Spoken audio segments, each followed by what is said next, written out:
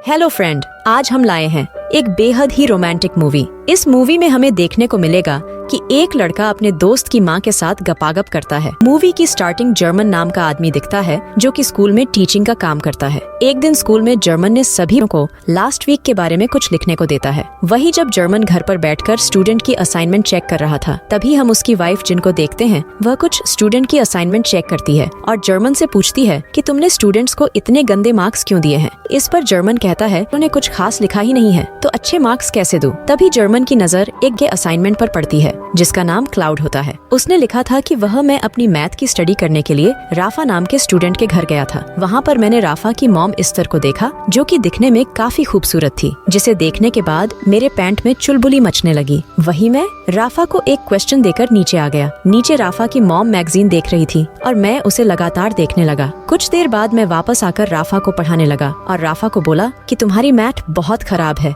इसलिए मुझे तुम्हें हर रोज ट्यूशन पढ़नी होगी। मैंने ऐसा इसलिए कहा था कि मुझे अब इस घर में रोज आना था। और पेज की लास्ट में यह लिखा होता है कि यह कहानी जारी रहेगी। यह सब पढ़ने के बाद जर्मन अपनी वाइफ को बताता है कि इस लड़के की राइटिंग बहुत ही ज्यादा अच्छी है और यह लड़का बेमिसाल है। अगले दिन क्लास खत्म होने के बाद जर्मन क्लाउड से असाइनमेंट के बारे में पूछता है और कहता है कि अगर राफा को पता चल गया कि तुम उसकी मॉम के बारे में क्या सोचते हो तो तुम काफी बड़ी मुश्किल में पड़ जाओगे। इस पर क्लाउड कहता है कि मैं यह उसके लिए नहीं बल्कि आपके लिए लिखा है। क्लाउड जर्मन को एक असाइनमेंट देकर चला जाता है। अगली सीन में जर्मन और उसकी वाइफ आगे का स्टोरी पढ़ने लगते हैं। उसमें लिखा था कि इस बार जब क्लाउड राफा के घर गया तो राफा ने बताया कि क्लाउड की वजह से उसका मैथ अच्छा हो रहा है। राफा की बातें सुनकर उसकी मॉम काफी खुश होती है क्योंकि क्लाउड की वजह से उसके बेटे का मैथ काफी अच्छा हो रहा था। जब राफा की मॉम कुछ काम के लिए दूसरी तरफ जा रही थी तो क्लाउड उसे गंदी नजरों से देखता है और सोचता है कि उसके साथ कब गपा गप करने को मिलेगा। यह सब पढ़ने के बाद जर्मन की वाइफ को काफी अजीब लगता है कि आखिरकार यह सब कैसे सोच सकता है, लेकिन जर्मन को इससे कोई फर्क नहीं पड़ता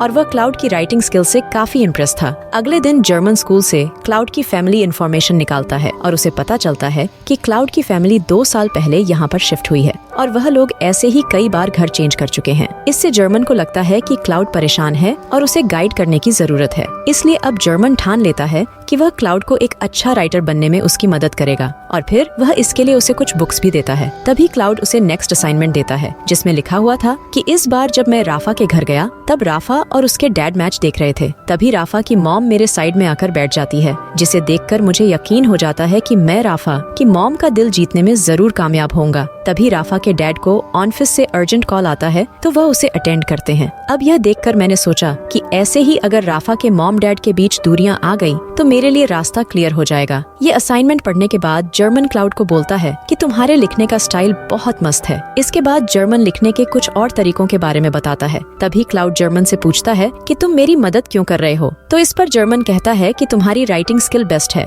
और मैं तुम्हें एक मशहूर राइटर बनना चाहता हूँ। अगले दिन स्कूल में क्लाउड जर्मन को एक और असाइनमेंट देता है जिस घर जाकर जर्मन अपनी वाइफ के साथ पढ़ता है। उस असाइनमेंट में क्लाउड ने लिखा था कि इस बार मैंने राफा को एक क्वेश्चन सॉल्व करने के लिए दिया। फिर मैं चुपके से नीचे राफा की मॉम को देखने के लिए चला गया। नीचे राफा के मॉम और डैड बहस कर रहे थे जिसे देखकर मुझे बहुत खुशी होती है। लेकिन तभी राफा की मॉम रूम से बाहर आती है और क्लाउड को देख लेती है। लेकिन तभी क्लाउड सामने रखी पेंटिंग को देखने के नाटक करने लगता है। लेकिन राफा की मॉम समझ चुकी थी कि क्लाउड उनकी बातें सुन रहा था। इसके बाद रात में राफा की माँ राफा के डैड से कहती है कि उन्हें राफा के लिए कोई और टीचर रखना होगा क्योंकि मुझे इसकी नजर ठीक नहीं लग रही। यह सब बातें क्लाउड दरवाजे से सुन रहा होता है, जिसे सुनकर क्लाउड को टेंशन होने लगती है और वह समझ आता है कि अगर आने वाले मैथ के टेस्ट में राफा को अच्छे मार्क्स नहीं आए तो वह दोबारा यहाँ पर ट्यूशन पढ़ाने नहीं आ पाएगा। ये सब पढ़ने के बाद जर्मन की वाइफ कहती है कि यह सही नहीं है, लेकिन जर्मन कहता है ऐसा कुछ नहीं होगा। इस उम्र में फैंटेसी होती है। वह शादीशुदा भाभीयों को गपागप करने में लगे रहते हैं। अगले दिन जर्मन क्लाउड को कहता है कि तुम्हें अपने लिखने का तरीका बदलना होगा।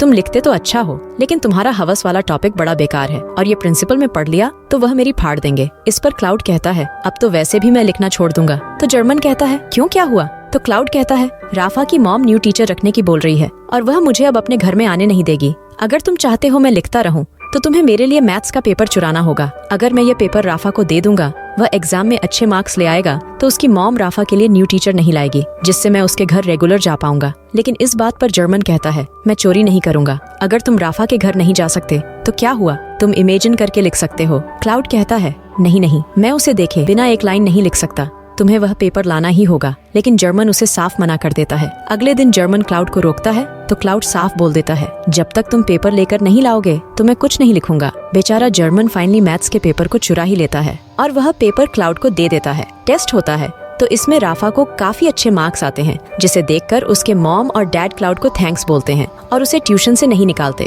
इसके बाद क्लाउड बहुत खुश हो जाता है। एक दिन राफा और उसके फादर फुटबॉल खेलने जा रहे होते हैं। राफा के डैड क्लाउड को उनके साथ फुटबॉल खेलने के लिए पूछते हैं, लेकिन क्लाउड मना कर देता है।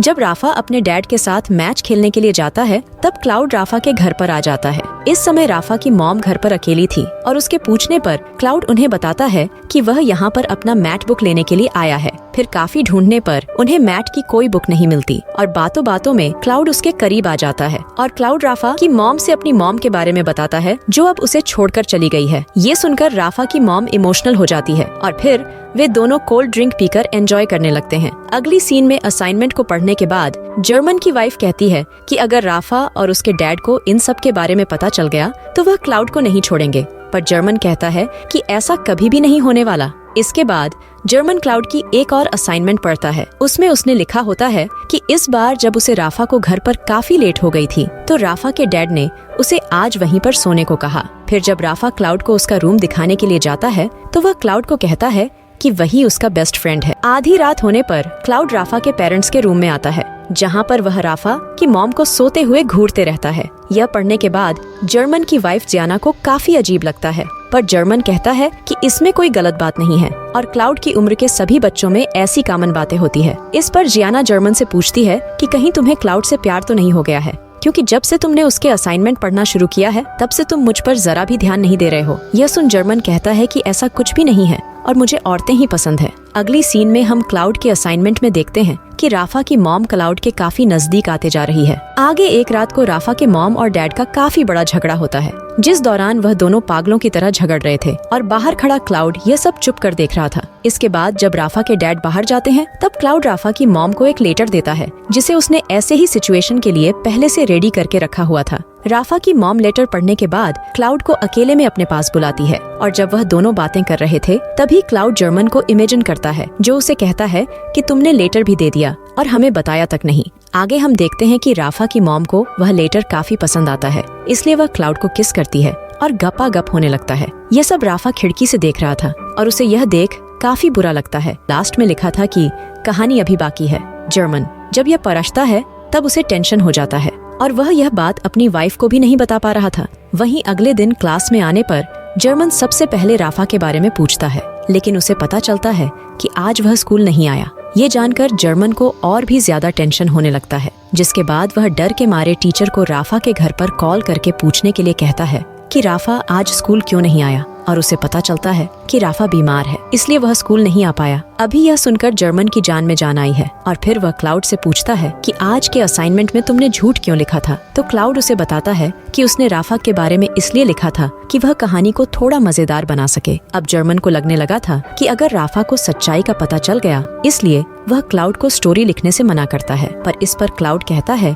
कि अब वह काफी आगे आ चुका है, जिसके कारण वह नहीं रुक सकता। जिस पर जर्मन कहता है कि मैं तुम्हारा लिखा हुआ अब से कोई भी कहानी नहीं पढ़ूंगा। इसलिए क्लाउड अपने अगले असाइनमेंट वही डस्टबिन में फेंक कर वहाँ से चला जाता है, लेकिन जर्मन से रहा नहीं जाता और वह डस्टबिन से असाइनमेंट निकालकर पढ़ने लगता है। उस असाइनमेंट में लिखा हुआ था कि आज राफा के डैड काफी उदास होकर घर आए हैं क्योंकि उनकी जॉब छूट गई है। तभी राफा की माँ वहाँ आती है और हमें लगता है कि वह क्लाउड के साथ वाली अपने कारनामों को बताने वाली है, लेकिन यहाँ पर वह अपने हस्बैंड को यह बात नहीं बताती, बल्कि वह उसे खुशखबरी देती है कि वह प्रेग्नेंट है, जिसे सुनकर राफा के डैड काफी खुश हो जाते हैं और एक चुम्मा लेते हैं। तभी वहाँ राफा आता है और कहता है कि क्लाउड अब से हमारे घर नहीं आएगा और मुझे कोई और मैथ्स का ट्यूशन टीचर चाहिए। असाइनमेंट पढ़ने के बाद जर्मन क्लाउड के पास जाकर कहता है कि राफा की फैमिली अब खुश है, इसलिए तुम्हारा वहाँ पर जाना सही नहीं होगा। क्लाउड भी इस पर एग्री होता है और कहता है कि अब से वह कभी नहीं लिखेगा, जिसके बाद क्लाउड जर्मन को आगे की कहानी बताता है।